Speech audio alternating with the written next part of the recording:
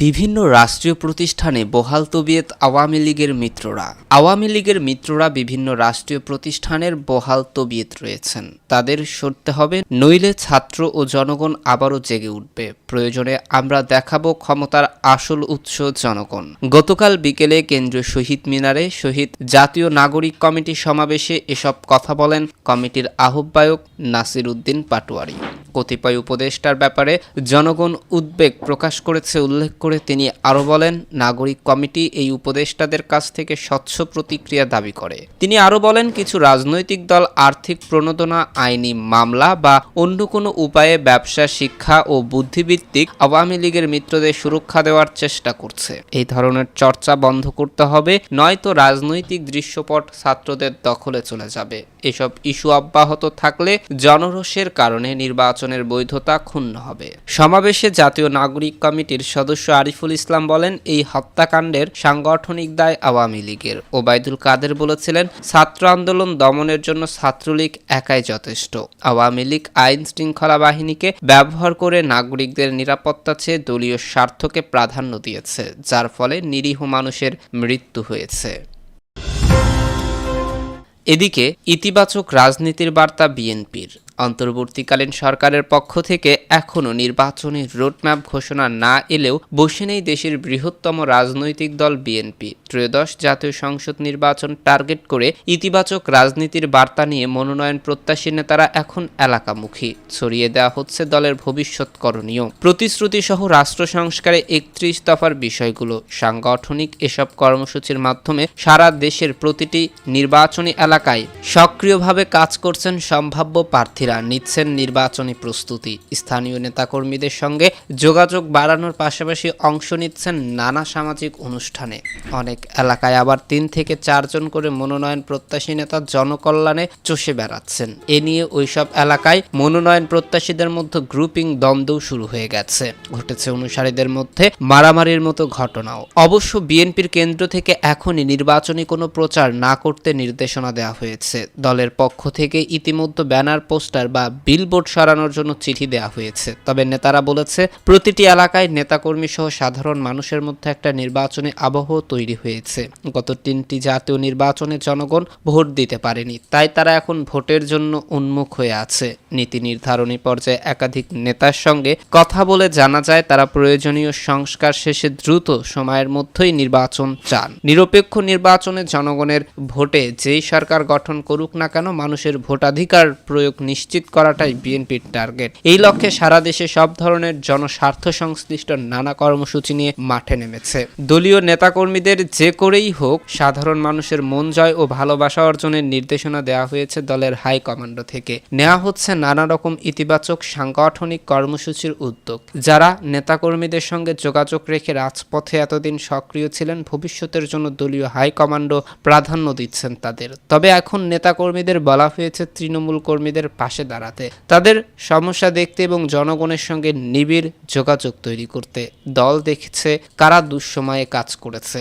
অবশ্যই নির্বাচনের জন্য আত্মত্যাগ, 17 বছরের ভূমিকা, জনপ্রিয়তা, সাংগঠনিক দক্ষতা এসব বিষয় বিবেচনায় আসবে। নেতারা আরও বলেন, বড় দলে প্রতিটি আসনে একাধিক প্রার্থী একাই স্বাভাবিক। এ নিয়ে গ্রুপিংও থাকতে পারে, তবে তা যেন দলের ক্ষতির কারণ হয়ে না দাঁড়ায় সেদিকে লক্ষ্য রাখতে হবে। বিএনপির জাতীয় স্থায়ী কমিটির সদস্য ডক্টর খন্দকার মোশাররফ হোসেন যুগান্তরকে বলেন, গণতান্ত্রিক দল হিসেবে নির্বাচন কেন্দ্রিক একটি প্রস্তুতি সব সময় দলের থাকে এবং সেই অনুযায়ী এখন দলীয় নেতারা কাজ করছেন। নির্বাচনের প্রস্তুতি সব সময় আমাদের ছিল এবং এখনো আছে। এছাড়া বিগত 16 বছরে বহু ত্যাগ তিতিক্ষার আন্দোলনের মাধ্যমেই বিএনপির নির্বাচনী প্রস্তুতি চূড়ান্ত হয়ে গেছে।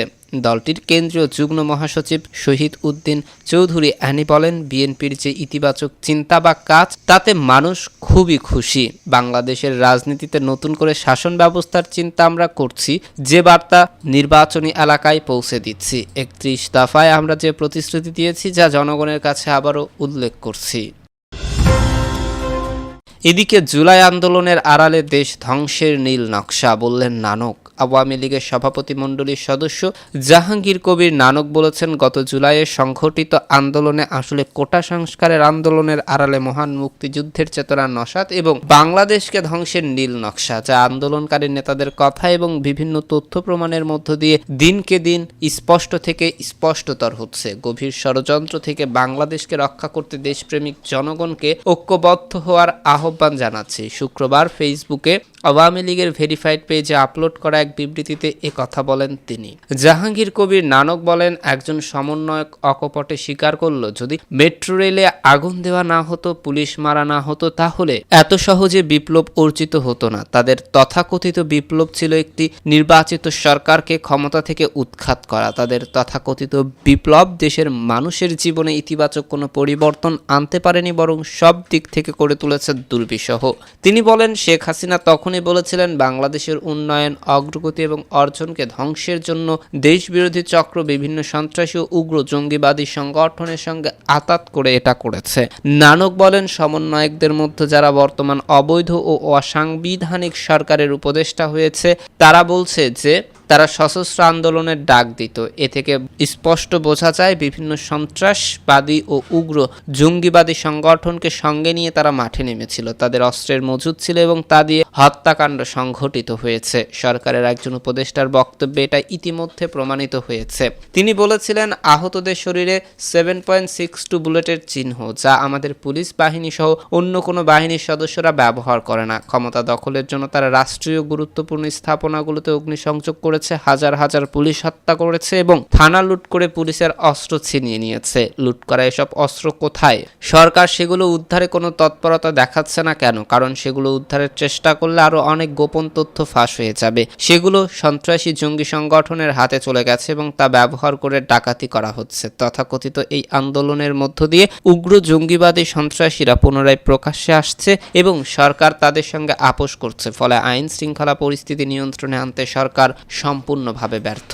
বিবৃতিতে তিনি বলেন, কোটা সংস্কারের আন্দোলনে কি সশস্ত্র যুদ্ধ হতে পারে? একটি স্বাধীন দেশে গণতান্ত্রিকভাবে নির্বাচিত সরকারের বিরুদ্ধে সশস্ত্র যুদ্ধের ঘোষণা দেওয়া কোনো আন্দোলনের উদ্দেশ্য হতে পারে না। তাদের উদ্দেশ্য ছিল ভিন্ন। শেখ হাসিনা তাদের হীন ও ঘৃণ্য উদ্দেশ্য বুঝতে পেরে বলেছিলেন যে তিনি কোনো হতাহত চাননি এবং তিনি লাশের ওপর দাঁড়িয়ে ক্ষমতা থাকতে চাননি। এখন ষড়যন্ত্রকারীদের সুগভীর পরিকল্পনা একের পর এক ফাঁস হচ্ছে। জাহাঙ্গীর কবির নানক বলেন, শেখ মুজিবুর রহমানের আত্মস্বীকৃত খুনিদের মতো তারাও সব স্বীকার করে নিচ্ছে। সময়ের পরিক্রমায় এই ষড়যন্ত্র চক্রান্ত ইতিহাসের ঘৃণিত অধ্যায়ে পরিণত হবে। সর্বোপরি আমরা এটার বিচারের দায়ভার দেশের জনগণের ওপর ছেড়ে দিলাম। আওয়ামী লীগ মহান মুক্তিযুদ্ধের চেতনার আলোকে ক্ষুধা দারিদ্র্যমুক্ত সাম্যের বাংলাদেশ প্রতিষ্ঠায় বদ্ধপরিকর। মহান মুক্তিযুদ্ধের আকাঙ্ক্ষার বাংলাদেশ পুনঃপ্রতিষ্ঠায় সচেতন দেশবাসীর সোচ্চার হওয়ার কোনো বিকল্প নেই। এদিকে রাজনৈতিক কিছু শক্তি তারুণ্যর স্পিরিটকে ধারণ করতে ব্যর্থ হচ্ছে। অন্তর্বর্তী সরকারের যেসব সিদ্ধান্ত এই গণ অভ্যুত্থানের স্পিরিট ছিল, সেসব সিদ্ধান্ত বাস্তবায়নে কিছু রাজনৈতিক শক্তি বিরোধিতা করছে। তারা তারুণ্যের স্পিরিটকে ধারণ করতে ব্যর্থ হচ্ছে বলে মন্তব্য করেছে যুব ও ক্রীড়া উপদেষ্টা আসিফ মাহমুদ সজীব ভুঁইয়া। শুক্রবার বিকেলে অফিসার্স ক্লাবে গণ অভ্যুত্থানের 3 মাস উপলক্ষে আয়োজিত এক অনুষ্ঠানে তিনি এসব কথা বলেন। আসিফ মাহমুদ বলেন, বাংলাদেশের রাজনীতিতে একটা বড় পরিবর্তন হয়েছে। একটি জনগোষ্ঠী দেশ সংস্কারের জন্য ফ্যাসিবাদী ব্যবস্থা বিলোপের জন্য জীবন দিয়েছে। তাদের পরিবার এবং যারা রাজপথে এসেছিল তারা এখন রাজনীতি সচেতন। কিন্তু অত্যন্ত দুঃখজনক বিষয় হলো, কিছুদিন ধরে সরকারের বিভিন্ন সিদ্ধান্ত যেগুলো এই গণ অভ্যুত্থানের স্পিরিট ছিল, সেগুলো বাস্তবায়নে আমরা দেখছি রাজনৈতিক কিছু শক্তি সেগুলোর বিরোধিতা করছে। তারা তারুণ্যের স্পিরিটকে ধারণ করতে ব্যর্থ হচ্ছে। তিনি আরো বলেন, গণমাধ্যমে যখন তাদের বক্তব্যগুলো দেখি তখন আমার মনে হয় এই তারুণ্যের রাজনৈতিক শক্তি হিসেবে আবির্ভূত হওয়ার সময় হয়েছে। যারা রাজপথে এসে জীবন দিয়েছে তাদেরকে তারুণ্যের শক্তি হিসেবে আবির্ভূত হতে হবে। যারা হাত হারিয়েছে, পা হারিয়েছে, আহত হয়েছে, তাদের আকাঙ্ক্ষাকে এই রাজনৈতিক দলগুলো ধারণ করতে ব্যর্থ হয়েছে। এভাবে চলতে থাকলে আমি আশঙ্কা করছি রক্তক্ষয়ী অভ্যুত্থান ব্যর্থতায় পর্যবসিত হবে। এতক্ষণ আমাদের সাথে থাকার জন্য ধন্যবাদ। পরবর্তী সংবাদ সবার আগে পেতে আমাদের চ্যানেলটি সাবস্ক্রাইব করে পাশে থাকা বেল আইকনটিতে ক্লিক করে রাখুন।